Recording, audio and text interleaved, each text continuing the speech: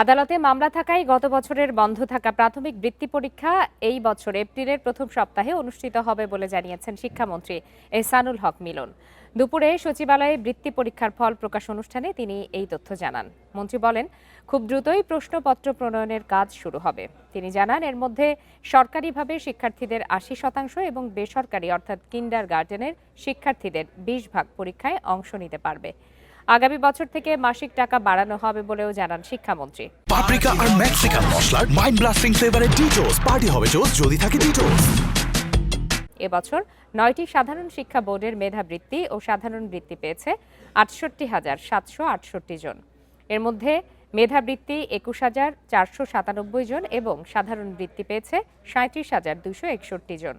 বাংলাদেশ মাদ্রাসা শিক্ষা বোর্ডের মেধাবৃত্তি ও সাধারণ বৃত্তির সংখ্যা ২২,৩৬০ জন এবং কারিগরি শিক্ষা বোর্ডে মোট বৃত্তির সংখ্যা ২০৮ জন।